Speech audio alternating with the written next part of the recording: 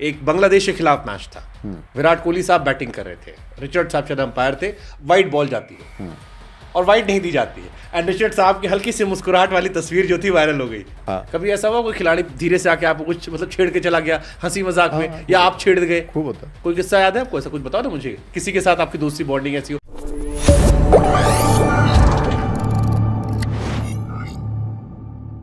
एक बांग्लादेश के खिलाफ मैच था।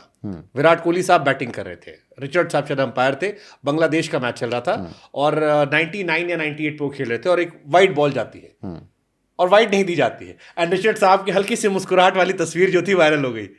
अब लोगों ने कहा यार ये तो थोड़ा फैन मूवमेंट हो गया, ये वाला इंडियंस ने मौज काटी। लोगों ने कहा कि इनको आधार कार्ड दे दो।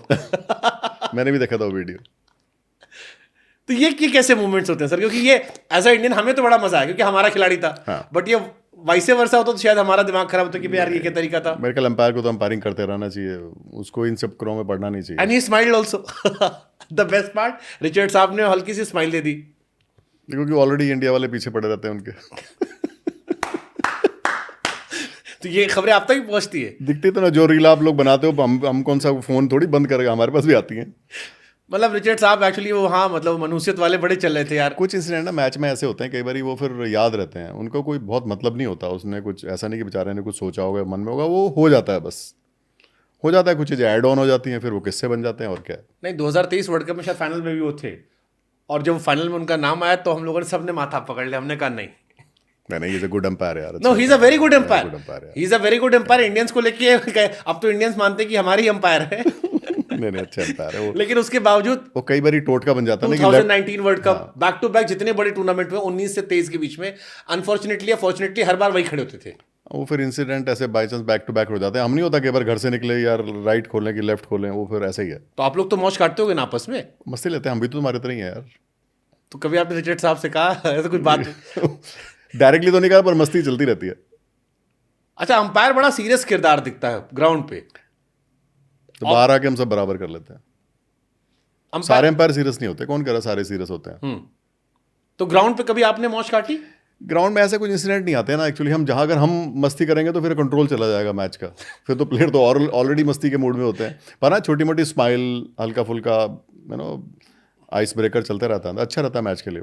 वो अच्छा रहता है, स्विच ऑफ स्विच ऑन के लिए। नहीं तो पागल हो जाएंगे, सारे प्लेयर भी पागल हो जाएंगे, अंपायर भी पागल हो जाएगा। नहीं तो जैसे आपने कहा ना कि ब्रेकफास्ट टेबल एक होती है आपकी, अब आप साथ बैठे खा रहे हो, साथ में घूम रहे हो, कई बार ऑफ द रिकॉर्ड भी कहीं बाहर गए, अब एक शहर में हो तो आप इंडिया गए तो आप भी घूम रहे हो वहां पे, तो दोस्ती यारी तो हो ही गई, व्हाट्सएप नंबर चेंज हो गया, फेसबुक या इंस्टा पे जोड़ लिया एक दूसरे को।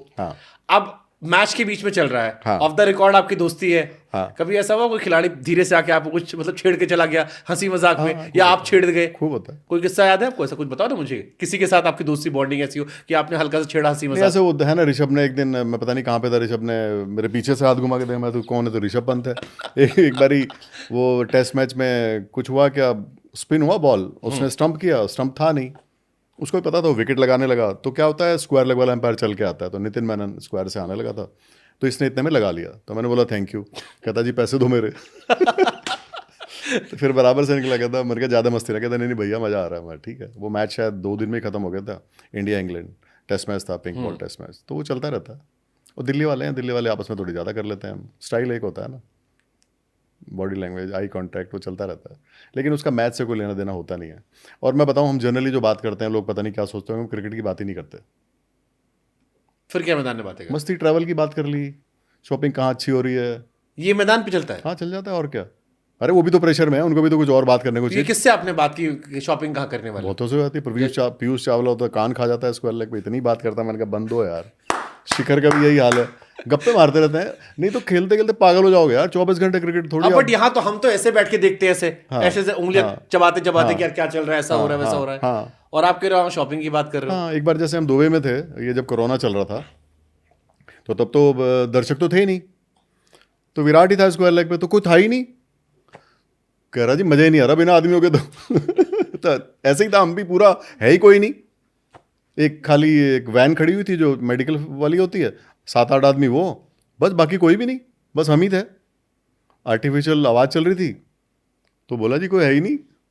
तो क्या मतलब, सेम फीलिंग होती है सबकी। हमें भी तब पहली बार कि बिना भीड़ के भी मैच हो रहा है, तो विराट ने बोला बिल्कुल कोई है ही नहीं जी, मज़ा ही नहीं आ रहा। सच बात है। वैसे विराट कोहली के आसपास कई बार आप रहे हैं। हाँ, हम लोग दिल्ली के ही हैं, बातचीत करते रहते हैं, पंजाबी हरियाणवी हिंदी चलती रहती है। तो जब 3 दिल्ली वाले एक साथ हुए हाँ जी, हाँ जी। हालांकि अब तो भाईचारा ऑन टॉप चल रहा है। तब भी टॉप ही था यार, ये तो आप लोग। हाँ सही कह रहे हो सर, हमने तो लड़वाया था जाके वहां पे। नहीं, उसके बाद दोनों ने हाथ मिला लिया, सब ठीक तो था। उसके बाद फिर 10 साल बाद भिड़ गए। वो तो पार्किंग में लड़ाई हुई। पार्किंग की लड़ाई क्या होती है? आप ग्राउंड के बाहर।